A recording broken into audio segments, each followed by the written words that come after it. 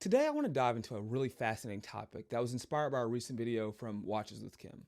Now, this is a channel that I really admire, and I've been subscribing since the beginning, and I really appreciate his thoughtfulness, his creativity, and the way that he really just addresses watch collecting. It always just really impresses me. However, his most recent video got me thinking, and I think in some ways I disagree. You see, in this video, he explained why he doesn't want to purchase a Rolex Air-King. And some of the reasons he cited is his historical ties to the Royal Air Force and by extension to warfare. And it's an intriguing perspective, and I really respect his reasoning. And it's a very personal choice, and watch collecting in general is all about finding pieces that resonate with you. But this got me thinking about overall. Can we actually separate watch collecting and its deep connection to military history? And what does it mean for a watch to have a history? Is it the history that the watch company tells you, or is it the history that you make? So that's what we're going to be exploring today. So stick around, because this is a topic that's bigger than just one watch. So let's start with part one, the military origins of a wristwatch. So for some context, wristwatches as we know them today owe much of their mainstream popularity to the military. See, before World War I, pocket watches were actually the norm for men. Women wore these things called wristlets, which we identify today as the modern watch. But in trenches, soldiers needed something that was a little bit more practical, something that didn't require fumbling in their pocket under fire. The reasoning being is in warfare, this is the first time we kind of combined artillery with infantry tactics. And so the way that would work is the artillery barrage would be in front of the troops based on timing. And so the soldiers would move an inch closer depending on the timing. If your life's in the line and you got bombs flying overhead, you're not trying to pull something out of your pocket and take a look. And that's where watches came in handy. You see, watches were durable, they were easy to read, and could be worn for quick access, and this simple innovation transformed how time was kept and marked the beginning of the wristwatch as an everyday essential.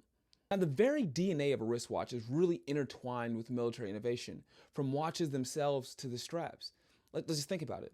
The luminous hands that we rely on for readability in low light, they were developed and partially so soldiers could check their time in nighttime operations. The entire concept of a field watch and many of its designs go back to military requests to various companies to create designs that were designed for soldiers. But there's other aspects that are useful and have been inspired by the military as well.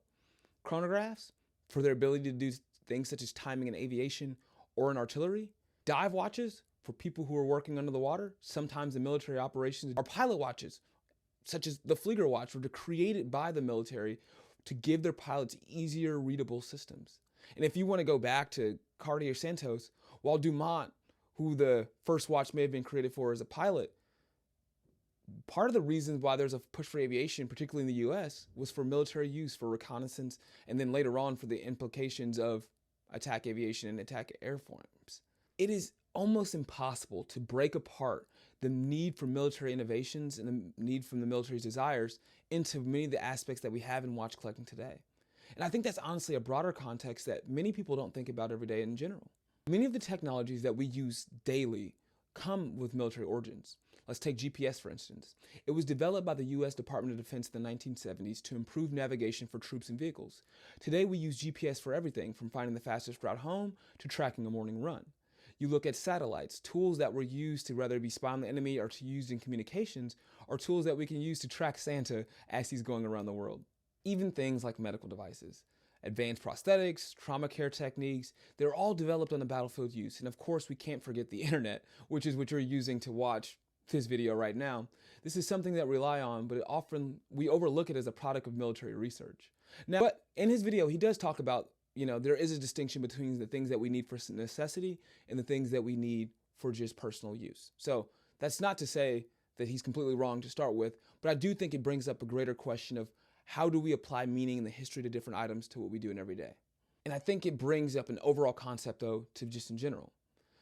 These innovations, whether it be watches or whether it be other things, they were born out of conflict, but they transcend their original purpose to serve humanity in so many profound ways. And watches are no different, which is why we need to go back to the Rolex Air-King. While its ties to the Royal Air Force may be a point of hesitation for some, I think it's worth considering how watches like this have evolved over time. Today, they're more than just tools. They're symbols for precision, for craftsmanship, and just for overall resilience. In many ways, watches serve as a bridge between the past and the present. They remind us of the challenges humanity faced and the ingenuity that emerged as a result. For some, that connection is inspiring, and for others, it may feel complicated, and that's okay. Now, there's a clear bias, obviously, that you may acknowledge the fact that like I am a military service member, but that doesn't shape just my view in this, because I have a lot of respect for those who are willing to fight or not fight for their views. It doesn't bother me if someone's a pacifist. It doesn't bother me if someone doesn't want warfare, because any of those who've seen war know of its ugliness, who know of the destruction that it causes. And so like, I am not critiquing that mindset. What I'm thinking through is, what does a watch mean? What does the history mean? And to me, to reject a watch outright because of its origins might mean missing out on just the broader story that it tells. The Air-King, for instance, has become a celebrated model for adventurers, for pilots, for collectors. It's not just military personnel. Now, as collectors, we each have our own reasons for choosing and avoiding certain watches. For me, a watch is more than just a timepiece. It's a story on your wrist. It's a reminder of where it's been or where you're going. And some watches, like my favorite pieces, they do have tied to military history, because I love field watches and I personally am in the military. But to me, they also represent more. They represent resilience. They represent innovation, qualities that I admire in both timepieces and the people who once relied on them. But that being said, I completely understand if a particular watch's history doesn't sit well with someone. Collecting is personal, and that's what makes it so rewarding. Whenever it comes to watches, I always rely on two rules. Rule number one, buy a watch that tells time, and two, buy a watch that makes you happy. And if you ever have to choose between the two, always go with the watch that makes you happy. So if it's the story, if it's the history, if it's the brand, if it's the owner saying something very untasteful, looking at you, Cubitus, it's okay. Buy the watch that you want to have on your wrist. So here's my question to you. Where do you draw the line? Do you avoid watches because of the certain historical ties, or do you just see them a part of the story that makes collecting so rich? Let me know in the comments down below, because I'd love to hear your thoughts, and I hope this discussion adds just another layer to your own watch collecting journey. And please, check out Watches with Kim's video. Subscribe to his channel, because I do think he has a lot of great content, and I think by seeing his point of view, maybe you have a better understanding of where the conversation, I don't even want to say argument, is coming from. And to Kim, man, hey, first of all, thank you for sparking this conversation. Your content continues to inspire me and so many others, and I really look forward to what you have next. But it goes back to your original question. What does the Air-King mean? And my simple answer is, I say don't ask, tell. Its meaning isn't to come from you. It's through your actions, your works, your conducts that will give the watch its meaning. So whether you get it or not, just remember that a watch's history is really determined by the person who wears it.